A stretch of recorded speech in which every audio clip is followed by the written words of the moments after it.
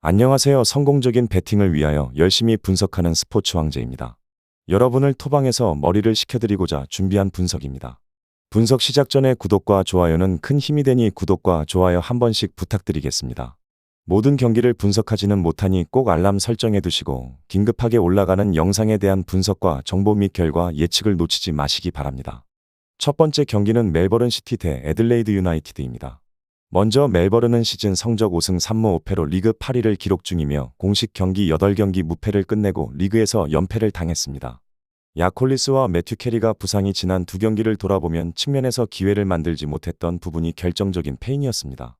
주전 윙어 2명이 부상이라서 공격이 안 되는 상황입니다. 측면에서 상대 수비를 뚫어주지 못하고 정확하고 날카로운 크로스를 때려주지 못하면서 스트라이커 제이미 맥클라렌도 득점하지 못합니다. 공격으로 먹고 사는 팀이고 항상 팀 득점 1위를 차지하던 팀인데 최근 두 경기에서 한 골에 그쳤으며 앤드류 나바웃이 부상해서 돌아왔지만 당장 좋은 폼은 아닙니다. 수비 쪽 상황도 매우 좋지 않으며 사무엘 소프라엔이 부상을 당했고 누노 레이는 아내가 출산 대기 중이라 훈련에도 참가하지 못했습니다. 그리고 주전 풀백 베이치는 아시안컵에 참가하면서 카타르에 있습니다. 주전 수비수 3명이 결장하면서 지난 경기는 조던 홀에게 처음으로 선발 출전 기회가 돌아갔습니다. 그나마 커티스 굿이 있어서 수비진 리딩과 컨트롤은 가능합니다. 다음 애들레이드는 시즌 성적 5승 3무 5패로 리그 7위를 기록 중이며 리그 3연패를 끝내고 5경기에서 2승 2무 1패로 부활했습니다. 라클람바, 니간셀, 알렉산더 포포비치가 부상이며 그리고 벤 월랜드는 부상 복귀 선수라 선발 출전 여부가 불확실합니다. 최대 4명의 센터백이 결장할 수 있는 상황이며 보통 포백을 사용하는 프로팀의 1군 센터백은 4명입니다. 애들레이드는 센터백 4명 모두 빠지게 되면서 아카데미 선수들을 올리거나 지난 경기처럼 수비형 미드필더 존이 유리 센터백으로 출전해야 합니다. 평균 실점이 1.8골인 애들레이드는 마땅한 해결책이 없습니다. 지난 경기에서 공격수 4명 모두 공격 포인트를 기록했고 스트라이커 이부츠키는 해트트릭을 기록했고 요즘 이부츠키가 매우 잘합니다. 피지컬을 활용하며 높이 싸움에서 이겨주고 타점 높은 헤더는 상대 수비를 뚫고 골문으로 빨려 들어갑니다.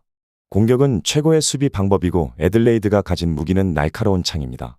이번 시즌 리그 최다 득점팀이고 주전 공격수 전원이 득점할 수 있는 능력을 보유한 팀이 바로 애들레이드입니다. 그래도 애들레이드는 시즌 초반 멜버른 시티와를 상대로 6대 0 대승을 따내기도 했습니다. 결론부터 말하자면 호주 리그는 홈팀이 강하지만 이번 경기는 경우가 다르며 멜버른 시티가 주전들을 너무 많이 잃었습니다. 양팀 모두 수비가 엉망이고 주전들이 모조리 빠졌는데 공격이 더 강한 팀을 선택하는 게 맞습니다.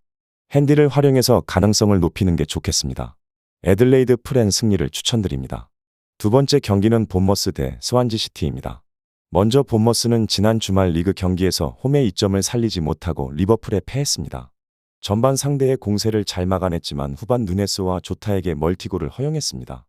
스완지를 상대로는 매우 상성해서 앞서는 모습을 보여주었던 것이 사실이고 특히 전방 압박을 매개로 스완지를 가두면서 골 폭죽을 터뜨리는 모습이 상당히 다수입니다.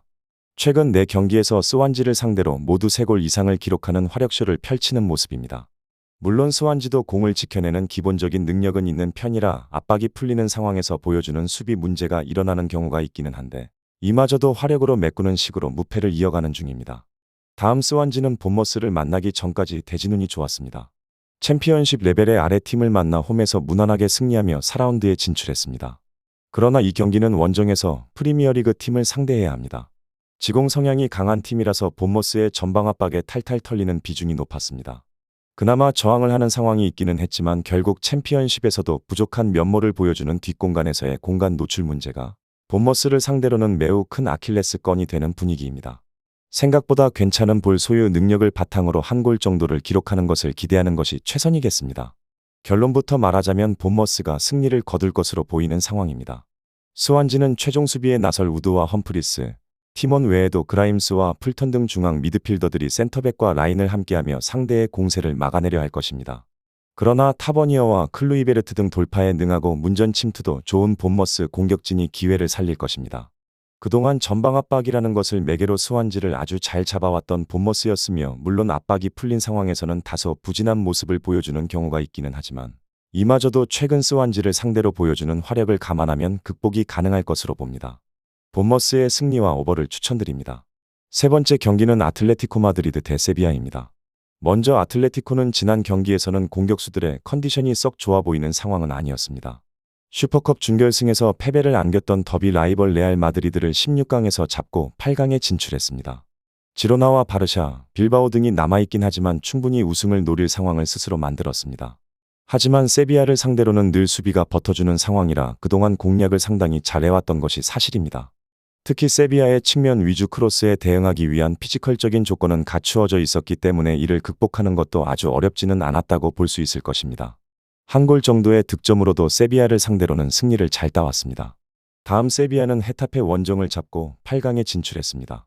그러나 8강에서 아틀레티코를 다시 원정에서 만나야 합니다.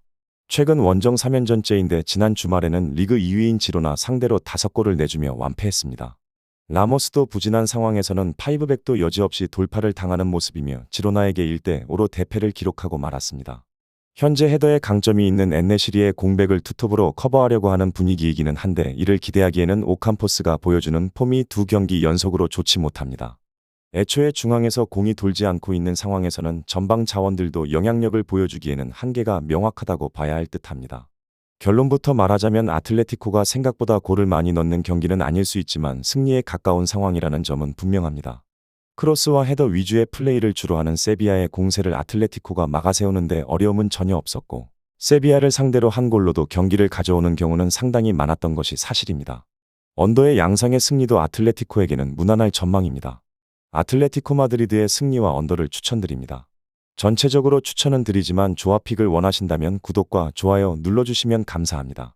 베팅하시는데 도움이 되셨다면 구독과 좋아요 부탁드립니다. 영상 시청해주셔서 감사합니다.